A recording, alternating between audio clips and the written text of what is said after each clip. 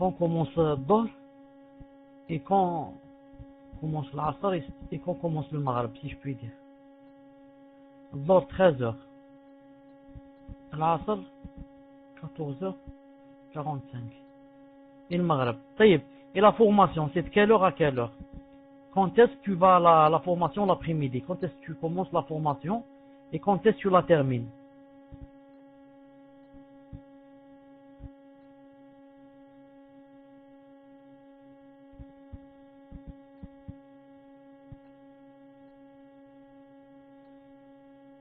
« 13h30, 17h. Non.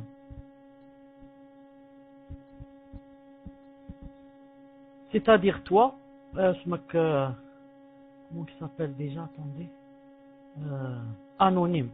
C'est-à-dire anonyme, si je comprends bien, non, tu veux grouper les deux salats. À quelle heure? À quelle heure tu veux grouper les deux salats? Dis-moi.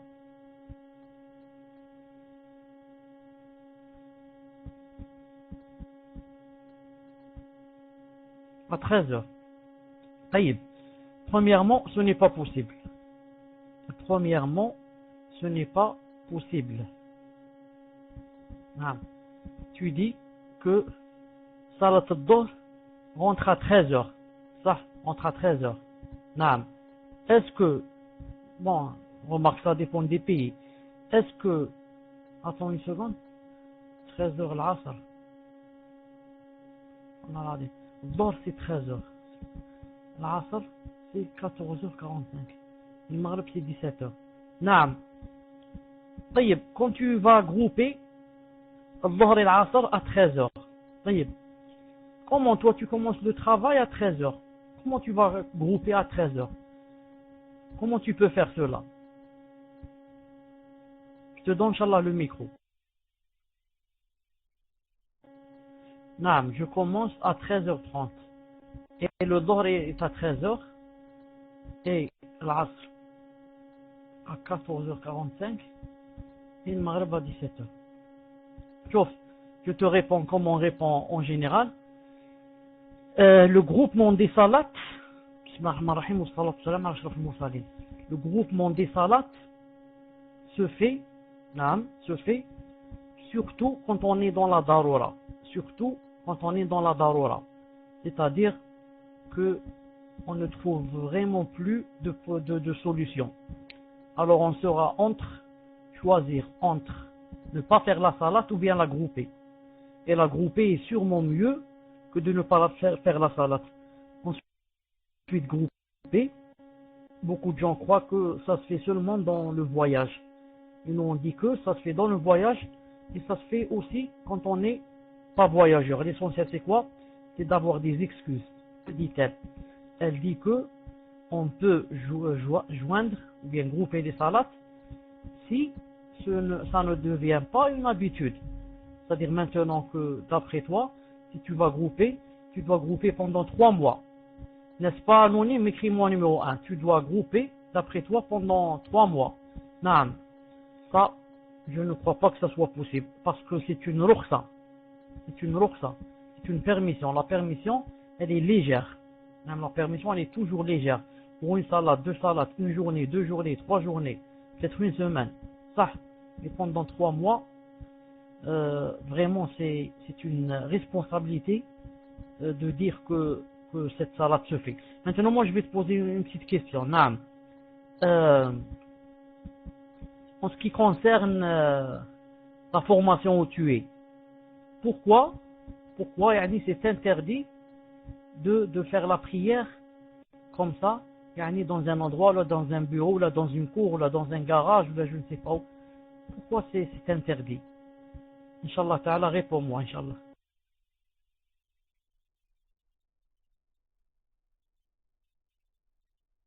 D'accord. Et quand on est en pleine classe, et quelqu'un veut aller aux toilettes, il veut aller aux toilettes, est-ce que c'est permis ou c'est pas permis?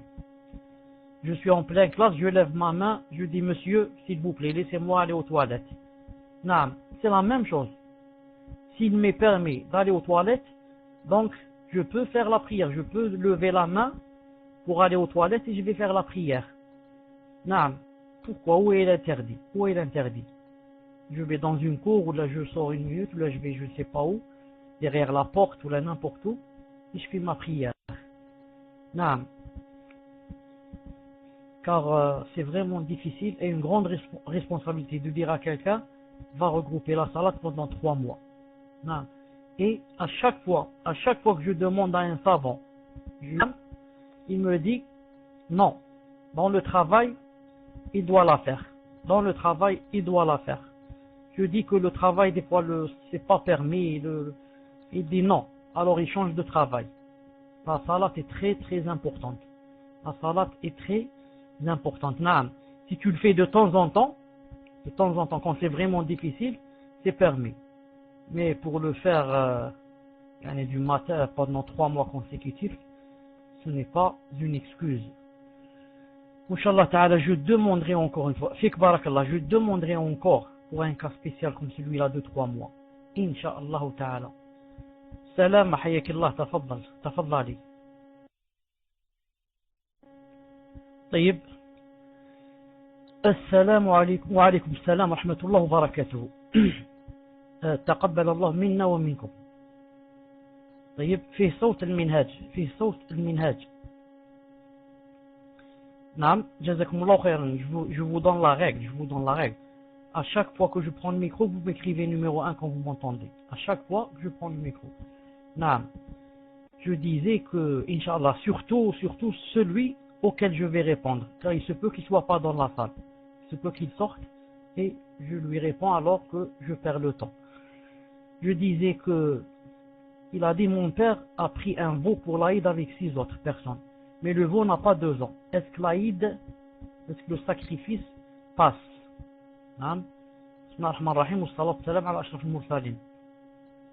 L'une des conditions pour que le sacrifice passe, il faut que le veau lui-même remplisse des conditions.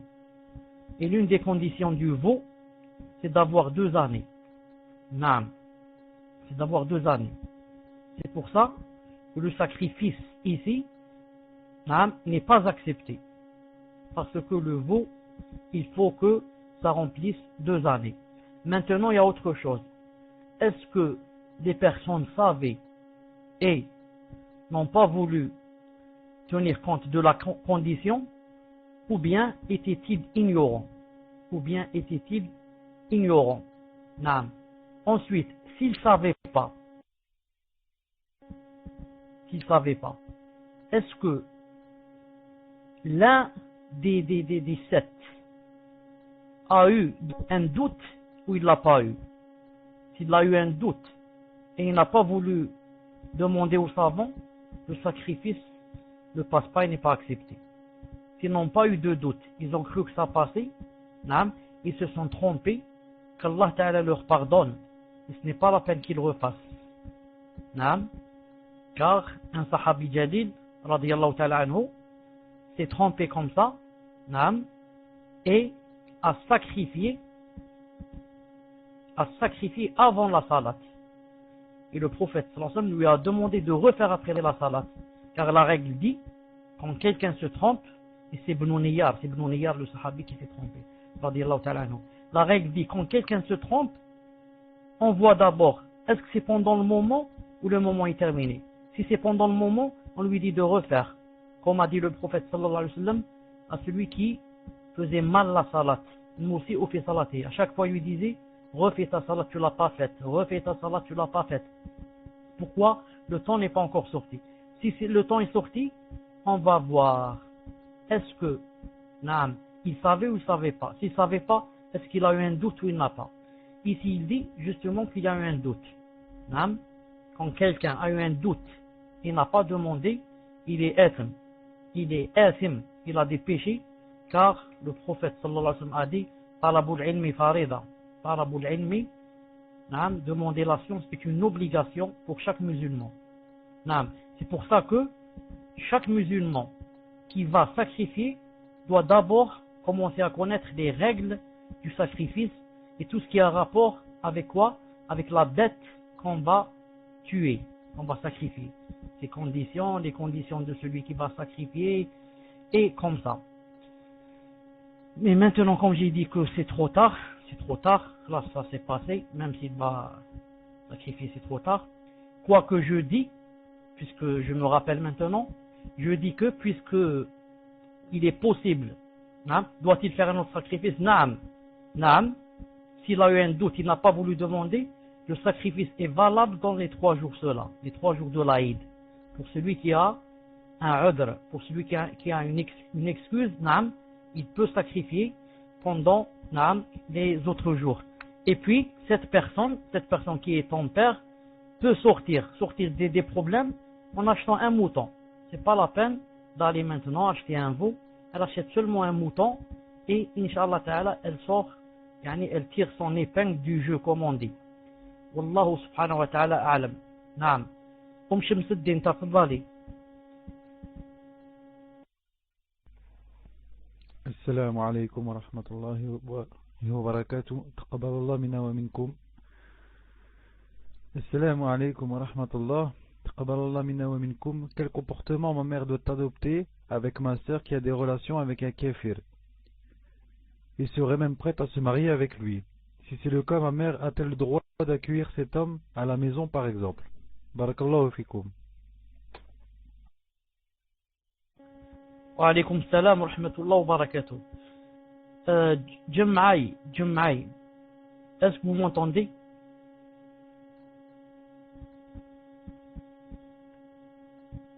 Non, j'attends le 1 de celui qui a posé la question. C'est important que ce soit lui aussi qui m'écrive.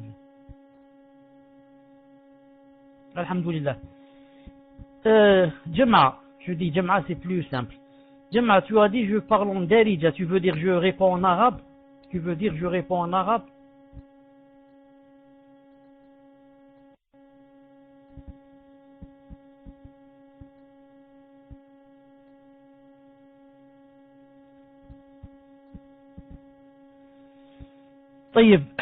Est-ce que la mère elle-même est en train d'écouter? Jama'a, est-ce que la mère est en train d'écouter, par exemple?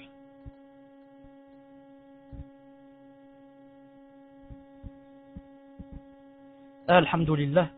Bismillah ar-Rahman ar-Rahim. Wa salat salam ala ashraf al-mursalin. Je vais répondre en arabe, ensuite, Inch'Allah Ta'ala, je vais, comment dirais-je, je vais résumer en français. Bi'idhnillahi Ta'ala.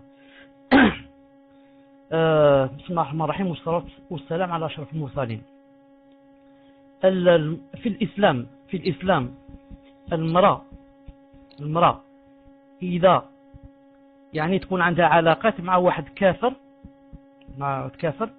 هذا ذنب عظيم عند الله سبحانه وتعالى، هذا ذنب كبير وعظيم عند الله سبحانه وتعالى. وإذا تزوجت به وقبلت في الإسلام، إما راهي كافرة، تولي كافرة عند الله سبحانه وتعالى، أو تولي زانية، واحدة من الزوج. هي إذا اعترفت تقول بلي أنا عارف باللي حرام وكذا، راهي زانية. ولا قالت أنا ما نعترفش يجوز الزواج بالكافر، تولي كافرة، ثم كفرت بالحكم تاع الله سبحانه وتعالى. وانتيا يا إما امضوكا باش غدوة عند الله سبحانه وتعالى ما تكونش عندك مشكلة، امضوكا تبدأ تفهميها باللي راني بريئة منك، أنتي ما كيش بنتي، ما باشي أنا اللي ولدتك مرة أخت أخرى، أنا راني الله سبحانه وتعالى يسمعني باللي راني بريئة منك منذك إلى ما بطلتش العلاقة. أما إذا تزوجتي به بالك تغلطي والتليفوني ولا تجي ولا تحوسي عليا، خلاص بيني وبينك إلى يوم القيامة. لما الله تعالى يقول لي علاش خليتيها دارت هكذا، نقول له يا ربي شهدتك باللي ما قدرت لهاش وباللي راني باري منها. أما إذا استقبلتي الراجل هذا خلاص دخلتي معها في الإثم. إذا استقبلتي الكافر في دارك هذا خلاص راكي شاركتيها في الإثم. أني نقول لك هي ما يجوز لكش تقبليها إذا تزوجت به. هي لو كان تجي للدار والدقدق ولا ما تجوز لكش تقبليها كاع، ما بالك إذا قبلتي الكافر. هذا راهي ذنب كبير شاركتي فيه. أن يهديها، نسأل الله العظيم رب العرش العظيم أن يهديها، نسأل الله العظيم رب العرش العظيم أن يهديها. je répondais à ma mère en disant que non seulement il n'était pas possible qu'elle accueille le kafir si elle se marie avec lui, mais encore qu'il n'est même pas possible qu'elle accepte sa fille aussi. Sa fille aussi, elle doit ne pas l'accepter et se désavouer d'elle devant Allah subhanahu wa ta'ala pour ce grand péché qu'elle fait. Car toute femme qui se marie avec un non-musulman, ou bien un musulman qui se marie avec une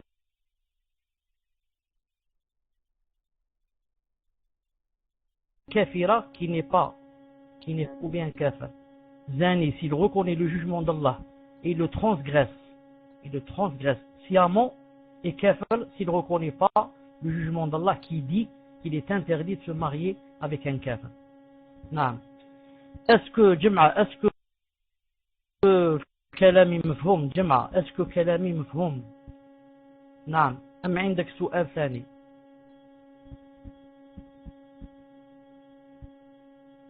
أنتظر إن شاء الله تعالى جواب.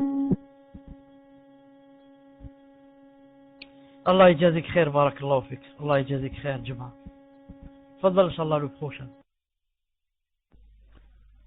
Non, mais j'ai la question de Shamsuddin en PV. Assalamu alaikum wa rahmatullah, Cheikh. Est-il permis d'utiliser des livres d'images pour les enfants? Par exemple, pour les Eid, peut-on dessiner des moutons? Assalamu alaikum wa rahmatullah, Cheikh. Est-il permis d'utiliser des livres d'images pour les enfants? Par exemple, pour les Eid, peut-on dessiner des moutons?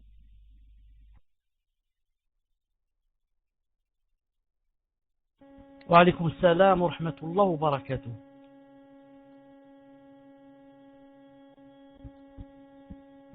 J'attends le numéro 1 de Shamsuddin.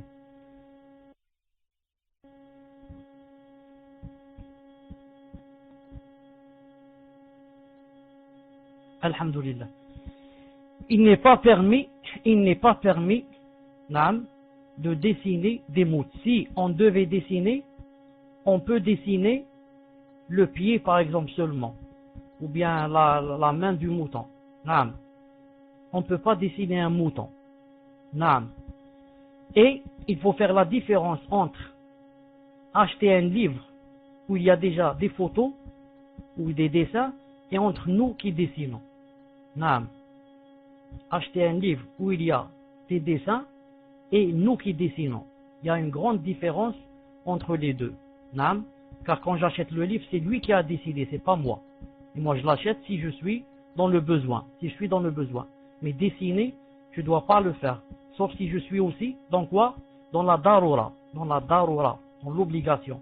Comme quelqu'un à qui le maître lui dit, il faut que tu dessines. C'est l'examen. Naam. Il essaye, s'il a l'autorisation, de ne pas décider. Mais s'il sait que s'il ne dessine pas, c'est grave pour lui, il dessine, comme a dit Cheikh Ibn Uthaymin, et c'est l'autre qui a des péchés. Mais peut-on faire des photocopies et les colorier? Justement, colorier les dessins, ça rentre dans dessiner. Comme ça on dit les ulama. On dit quand tu colories, par exemple un mouton, c'est comme si tu l'avais dessiné. Il n'y a pas de différence. L'autre il a fait la forme et toi, avec la peinture, avec les couleurs, tu as rempli sa forme. Mais toutefois, il est possible quand on est dans le besoin. Sinon, les salaf radiyallahu ta'ala anhum ont eu des enfants et personne n'a dessiné, personne n'a colorié, et malgré cela, premièrement, ils ont été des grands savants, et deuxièmement, ils iront au paradis. Est-ce que moi, c'est-à-dire si je ne dessine pas, je lui apprends pas à dessiner, il va être un retardé, ou il va pas être un savant, tout ça, ça n'a rien à voir. C'est la culture européenne. Nous, en islam, on n'a pas besoin de dessin, on n'a pas besoin de photos, on n'a pas besoin de ces choses, sauf dans la darura, sauf dans l'obligation. Maintenant, si à l'école, on lui demande 20 ans, 30 ans, en train de vivre chez cette personne, alors il n'a pas intérêt à se manifester. Et il y a d'autres, non, c'est pas ça leur but. Des juifs, etc. Leur but, c'est de faire du mal. Le but c'est de faire du mal. Et nous qui leur faisons du mal. Et nous qui leur faisons du mal, alors ils se vengent sur nous. Je me rappelle une fois, en plein Alger aussi, on m'a demandé de faire une ruqya à un médecin, une femme médecin, qui allait terminer ses études. On lui a coupé la parole, elle ne pouvait plus parler. Quand je suis rentré, elle parlait avec les gestes et les autres m'expliquaient qu'est-ce qui s'est passé. Qu'est-ce qui s'est passé? La nuit, quand elle est rentrée dans sa chambre, quand elle est au lit, elle est allée au lit, elle n'a dit ni bismillah, ni ad'iya, ni rien. Elle a levé le drap et est rentrée directement. Les autres, les djinns, c'était un groupe de djinns. C'était plus exactement, attendez comment, c'est difficile de dire ça en français, arsh. Arsh, c'est-à-dire, il y avait un roi qui est djinn. Et avec ses femmes, ses enfants, ses soldats, et quoi encore? Et les esclaves. Tout cela, quand j'ai parlé avec eux, ils disaient, on est venu du Maroc. On voulait aller en Libye ou je ne sais pas où, je ne me rappelle pas. En passant par Alger, il faisait nuit, on a vu, comme ça on a levé les yeux en haut dans l'immeuble, c'était le 7e ou le 10e, on a vu, c'était la fenêtre où il y avait de la lumière. On a dit on va passer la nuit là-bas. On est rentré dans sa chambre et on a pris bien sûr le lit de cette médecin, et elle, quand elle est venue, en levant comme ça le drap, elle les a dérangés ou elle les a jetés ou quelque chose comme ça. Ils se sont vengés d'elle. Regardez, des fois c'est nous qui faisons la faute sans le vouloir. Où est la faute ici? On a oublié les invocations et dhikr Allah subhanahu wa ta'ala. Et des fois bien sûr c'est nous aussi, comme des fois on te demande de faire ruqya pour une fille qui, qu'est-ce qu'elle fait? Les jeunes filles comme ça, à 17 ans, 18 ans, elles veulent jouer, elles veulent plaisanter. Quand elles se rencontrent, elles imitent les kuffars. Elles font un jeu qui s'appelle Esprit es-tu là? Elles vont s'asseoir, des fois c'est mixte, ils vont s'asseoir autour d'une table et ils vont coller leurs mains. Voilà, mes deux mains maintenant moi, sont collées par le pouce droit et le pouce gauche sont collés. Ensuite, mon petit doigt, le dernier de droite, l'auriculaire, et celui de gauche va toucher l'auriculaire de la personne qui est à ma droite, et ma main gauche, son auriculaire, va toucher l'auriculaire de la personne qui est à ma gauche. Et comme ça, il faut que nos doigts tous soient collés l'un à l'autre, et quelqu'un va dire esprit es-tu là? Et on va déposer un verre au milieu de la table, et le verre entouré de lettres A, B, C, D, E, F, G, H, 26 lettres. Et on dit, ceux qui savent disent esprit es-tu là? Et le verre tout seul commence à bouger. Il va aller vers le haut, ensuite vers le haut. Ils vont commencer à lui poser des questions. Avec qui je vais me marier? Avec Nasser ou bien avec Abdelrahman? Il va tout seul pas dire c'est Nasser. Et comme ça, une seconde, Inch'Allah ta'ala, télé. Salam alaikum wa rahmatullah. Fais saute.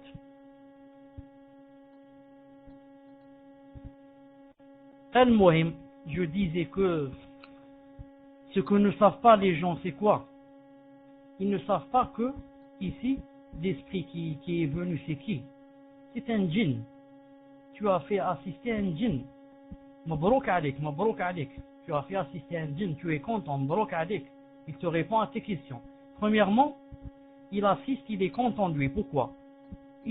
Premièrement, il te fait rentrer dans le coffre. Naam. Il te dit des choses qui ne sont pas encore passées.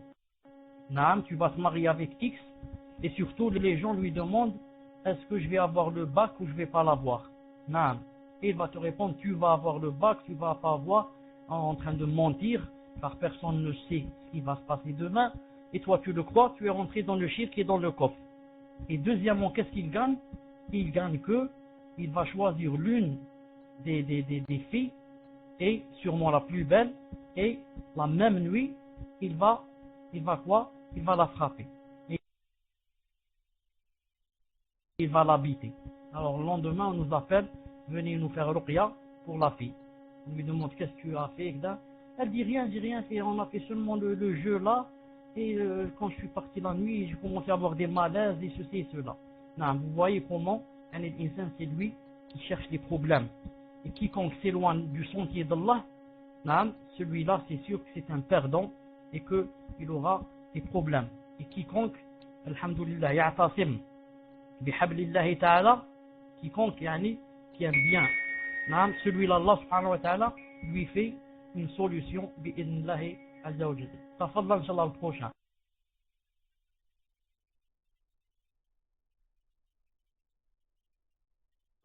Naam, Cheikh, est-ce que je lis tout de suite la question ou j'attends, Inch'Allah? Parce que j'ai entendu soit la sonnette ou soit le téléphone. Allahu Ta'ala a'lam.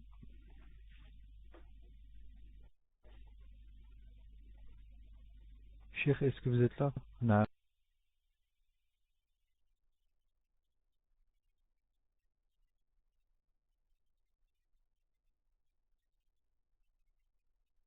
Donc j'attends, Inch'Allah.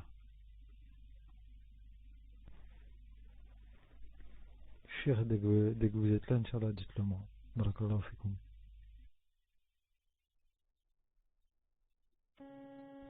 Salam alaikum wa rahmatullahi wa barakatuh. Tafadhal, c'était quoi la question, inshallah?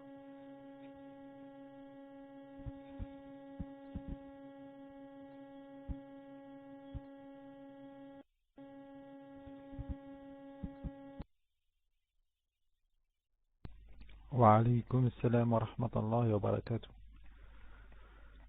Ce matin, nous avons raté involontairement la prière de l'Aïd. Nous sommes arrivés en retard car nous pensions que c'était plus tard. Aujourd'hui, c'était à 9 heures, mais nous pensions que c'était environ à la même heure que le petit Aïd qui était à 9h30. En plus, j'ai tardé à me préparer. Y a-t-il une expiation pour se faire pardonner ou doit-on la rattraper à la maison? Si oui, comment? Est-ce trop tard maintenant? Entre parenthèses, je précise que c'était moi et mon mari qui avons raté la prière. Qu'Allah vous récompense. Amin.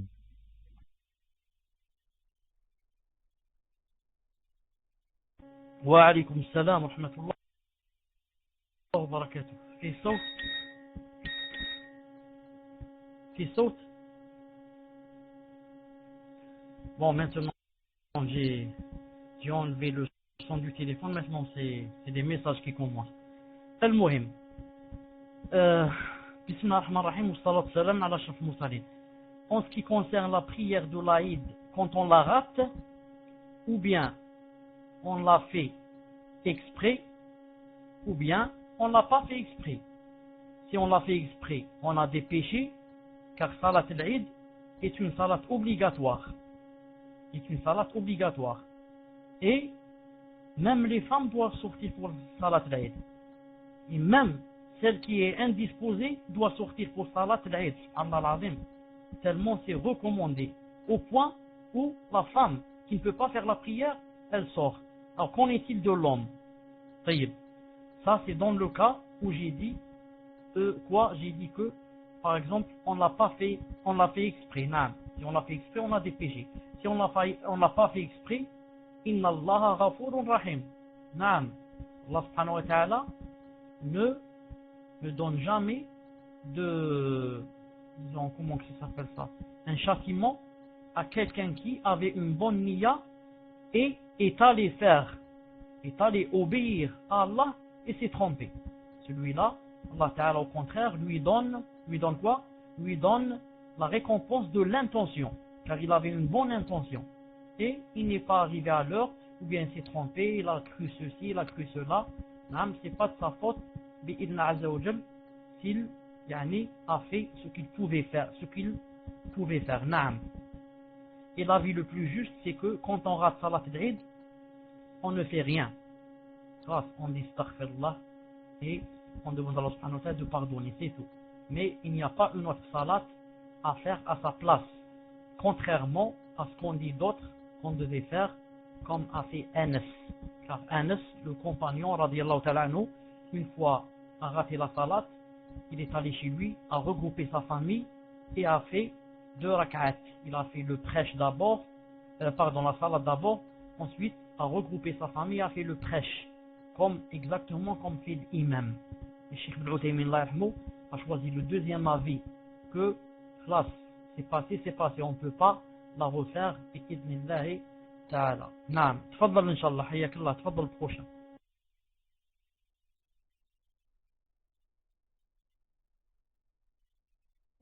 J'ai lu ce soir une fatwa de Cheikh Fawzan qui dit que c'est mustahab de la rattraper.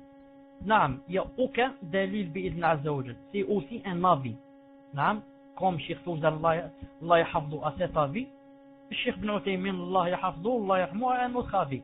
Naam, car, si on doit la rattraper, comment peut-on la rattraper sans faire le prêche? Alors que elle, c'est quoi? C'est la salat plus le prêche. Ensuite, si on va la rattraper, comment peut-on la rattraper sans lui donner ses sunan aussi, comme 7 fois Allahu Akbar dans la première, 5 fois Allahu Akbar dans la deuxième. Et où sont les gens? C'est une salat spécialement qui demande beaucoup de gens. Au point où, si on fait salat al-Eid avec les gens, on n'est plus obligé de faire salat al-Jumu'ah si ça tombe un vendredi. Si salat al-Eid tombe un vendredi, quand on fait salat al-Eid, on peut ne pas faire salat al-Jumu'ah, mais on fait à sa place salat al-Dhuhr.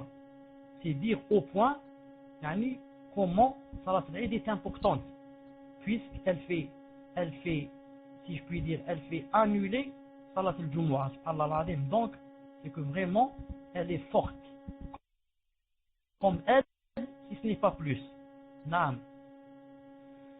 Quand j'ai dit elle fait annuler, ça veut dire que tu peux ne pas la faire. Elle rend salat al-Jumu'ah, elle la rend pas obligatoire. Salat al-Jumu'ah qui est obligatoire elle n'est plus obligatoire pour quelqu'un qui a fait salat al-Eid. Mais il doit faire en revanche salat al-Dhuhr. Wallahu ta'ala a'lam. Tafaddal. Assalamu alaikum wa rahmatullahi wa barakatuh. Tout d'abord, taqabbalallah minna wa minkum, hayakumullah Cheikh. C'est une question relative à la poignée de main. Tapez 1 Inch'Allah lorsque la question est terminée. Barakallahu fikum. Et je répète Inch'Allah de préparer vos questions à l'avance pour éviter de perdre du temps. La question est terminée Inch'Allah. Tapez 1. Assalamu alaikum wa rahmatullahi wa barakatuh. Tout d'abord, taqabbalallah minna wa minkum.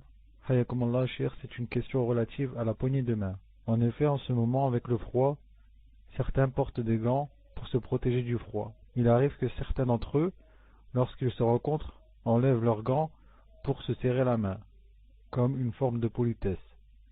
Cet acte est-il permis? Barakallahu fikum. Il y a un petit problème, je pense, dans la question. Il faut préciser si c'est entre hommes et femmes, parce que si c'est entre hommes, je vois pas où il y a le problème. Allahu alam.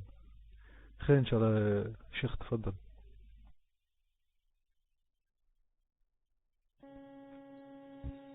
Wa alaykum salam wa rahmatullah wa barakatuh. En principe, quand c'est entre frères, ce n'est pas la peine d'enlever les gants. Naam. Surtout que enlever les gants, etc., ce n'est pas dans la sunna ni dans nos habitudes. Naam. Donc, si on enlève les gants, c'est si on est avec une personne avec laquelle, si on lui tend la main avec les gants, elle risque par exemple de se fâcher. Naam. Ou bien elle risque de prendre la chose mal. Car le prophète sallallahu alayhi wa sallam donnait beaucoup d'importance aux sentiments des autres pour ne pas les blesser, etc. Mais si on est entre nous et des frères, ils savent que donner la main avec la gant, prendre la main avec les gants, et le gant, ce n'est pas un signe de sous-estime. Non, ça ne veut rien dire. Tu peux t'estimer et t'aimer et te tendre la main avec les gants. Et je peux te détester et te tendre ma main sans les gants. Naam. Wallahu azza wa jal a'lam. تفضل إن شاء الله le prochain.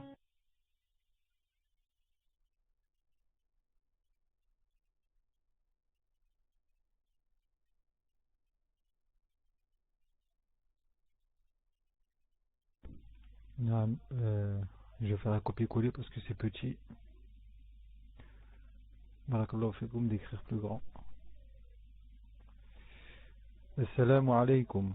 Wa taqabbalallahu minna wa minkum. Quelles sont les spécificités du hadith Qudusi par rapport au Coran et par rapport au hadith prophétique, par rapport à la manière dont ils ont été révélés au prophète sallallahu alayhi wa sallam. Barakallahu fikoum.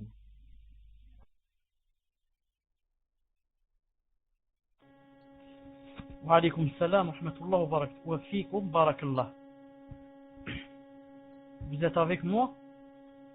Les ulama ont divergé sur la réponse à cette question.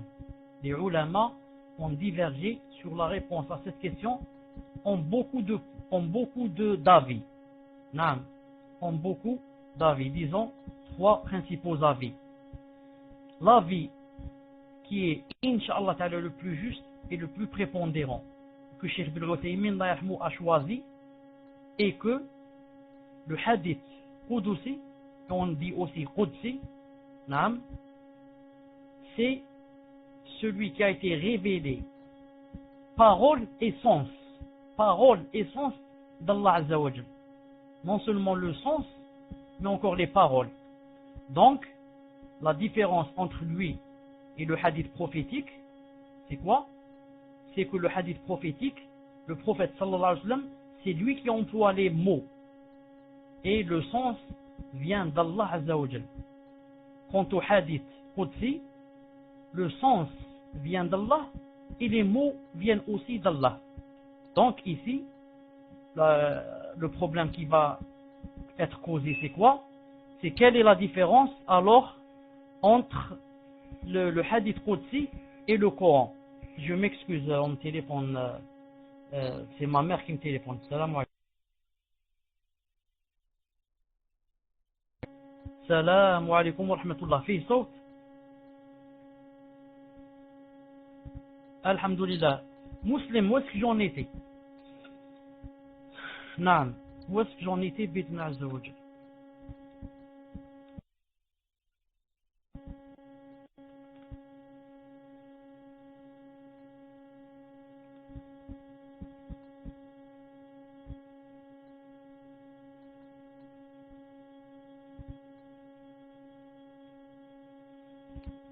L'avis de Cheikh. Naam, j'ai dit que l'avis de Cheikh Ibn Uthaymin, c'est que quoi?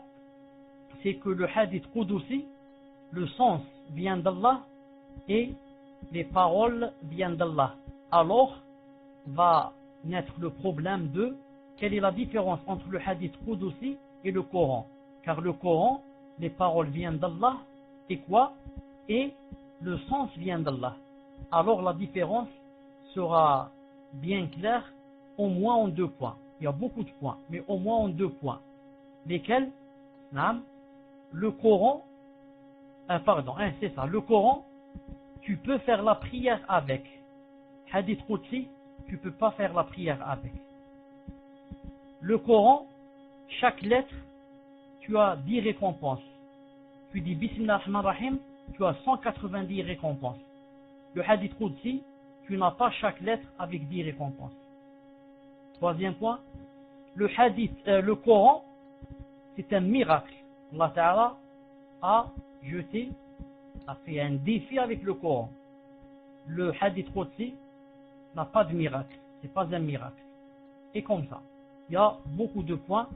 J'ai cité les 3 les plus importants. Est-ce que ça lui parvenu par l'intermédiaire de Jibril ou en songe? Naam, par l'intermédiaire de Jibril.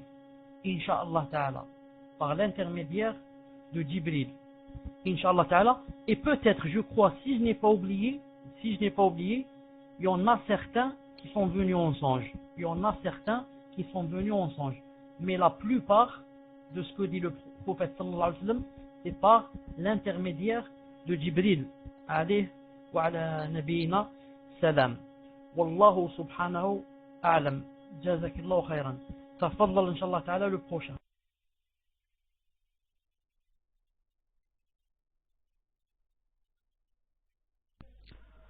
Assalamu alaikum. Ma question porte sur la zakat et le mal. La personne n'a pas versé sa zakat l'année dernière, doit-elle l'ajouter en plus de cette année? Et peut-elle la verser à ses parents ou à un proche qui se donne à la science mais qui n'a pas de revenus?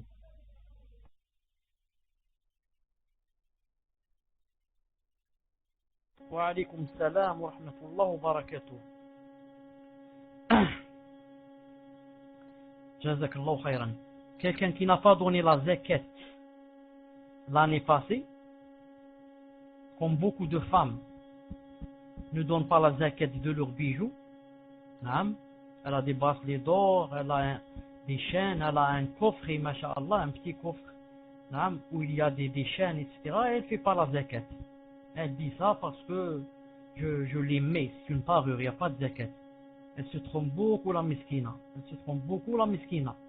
Si ça a dépassé 85 grammes d'or ou 595 grammes d'argent, alors si elle ne donne pas la zakat, c'est vraiment grave pour elle le jour où elle va rencontrer Allah subhanahu wa ta'ala. Une personne qui n'a pas donné la zakat cette année, elle ne va pas attendre jusqu'à l'an prochain pour la donner. Si l'argent qu'elle doit donner existe toujours, elle le donne dès maintenant. Car quand quelqu'un fait une faute, s'il veut qu'Allah Ta'ala lui pardonne, il faut qu'il se rattrape à la première occasion. Il ne dit pas attendez, Inch'Allah Ta'ala, dans un an, dans 2 ans. Non, il dit maintenant. Maintenant, je vais me rattraper. C'est ça le délil, le signe de la sincérité. D'ailleurs, c'est l'une des conditions du repentir pour qu'il soit accepté. Il faut que tu te rétractes et t'éloignes du péché la minute même.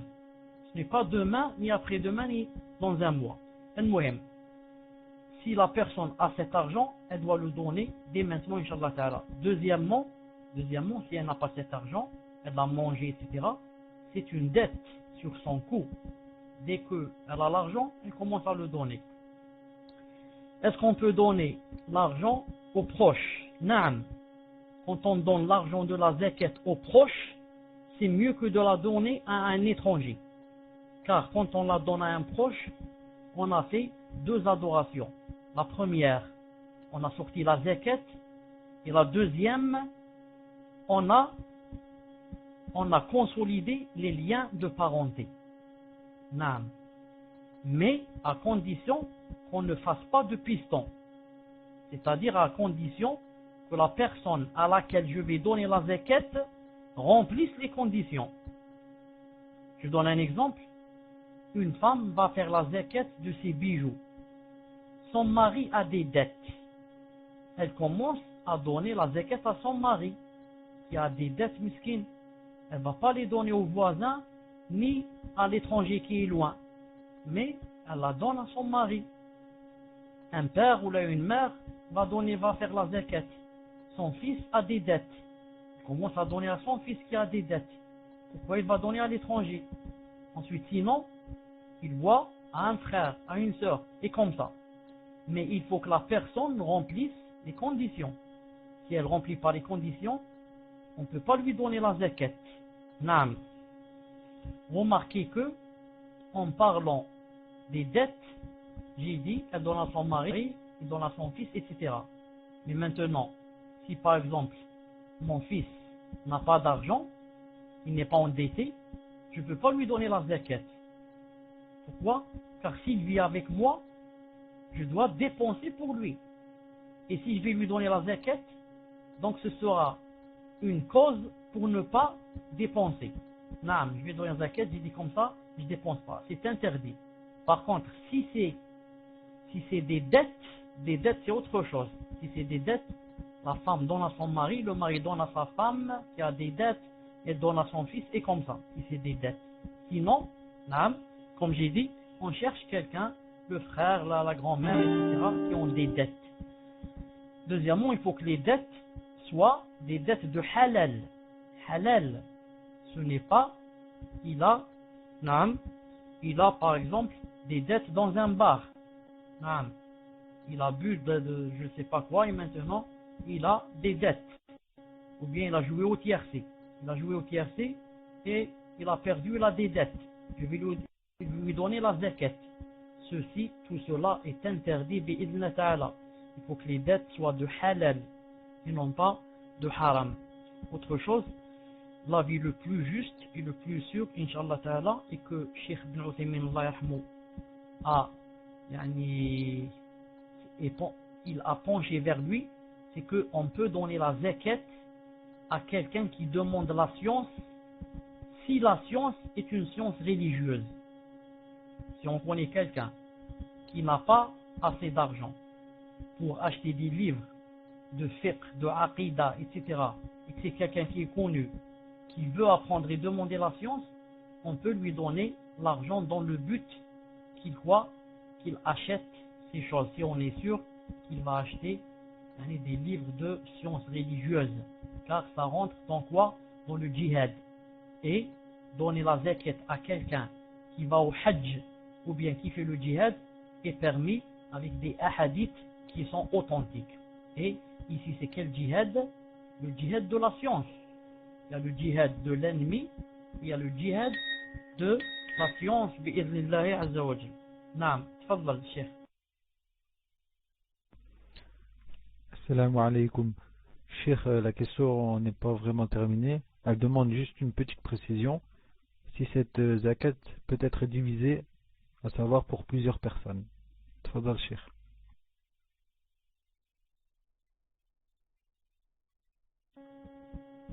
Naam, elle peut être divisée pour plusieurs personnes.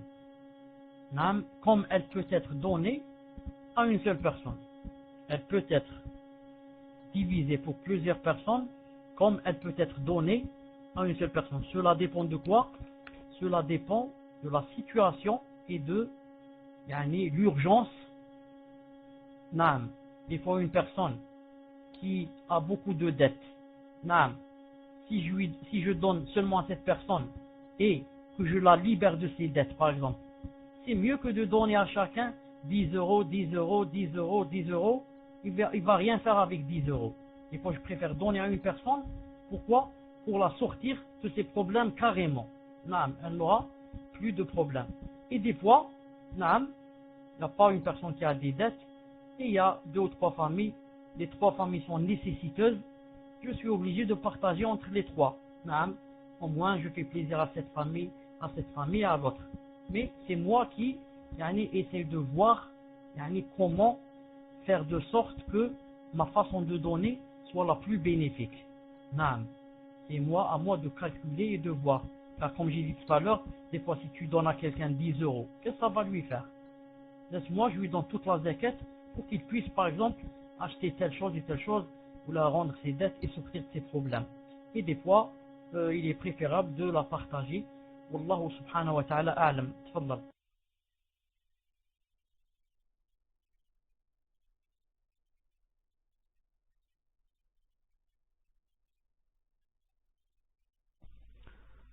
Assalamu alaikum wa rahmatullahi wa barakatuh. Je voudrais savoir si on a le droit, entre parenthèses, dans les pays mécréants comme la France, de mettre les morts dans les frigos en attendant de les enterrer, sachant que le corps peut parfois rester une semaine dans le frigo. Le corps souffre-t-il pas? Le corps, est-ce qu'il souffre, Cheikh? Wa'aidkum Mubarak Saïd.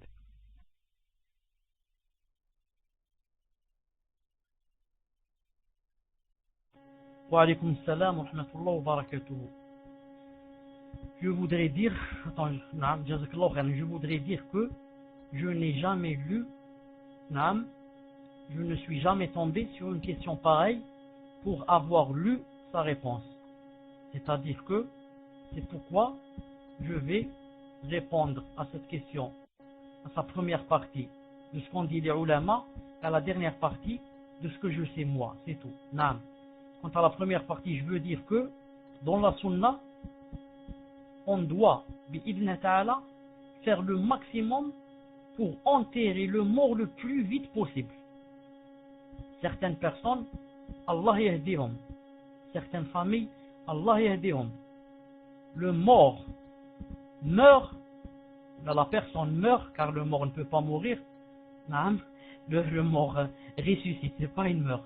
Ça y est, la personne des fois meurt en Algérie. Et elle est morte aujourd'hui, elle est morte le matin, au lieu de l'enterrer l'après-midi, il laisse jusqu'au lendemain. Et j'ai entendu des cas où il laisse encore 2 jours après. Pourquoi, messieurs, vous avez attendu 2 jours? On a attendu 2 jours car son oncle et sa tante est à Paris. Masha'Allah, elle est à Paris. Naam, elle est au 2e étage de la Tour Eiffel. On l'attend qu'elle vienne, Inch'Allah Ta'ala,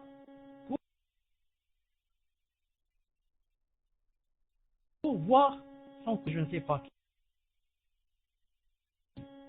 Là, il est mort, Allah yarhamou, on doit pour le faire rentrer dans sa demeure de laquelle il ira vers Allah subhanahu wa ta'ala. Ça, c'est premièrement. Deuxièmement, quant à des fois, on le met dans un frigo, etc. Ça, ce n'est pas nous qui le faisons. Des fois, c'est l'État qui fait comme ça pour faire ce qu'on appelle l'autopsie, pour savoir comment il a été, comment il est mort, etc. Cela, c'est pas nous qui avons voulu. Ce sont eux qui ont fait ça.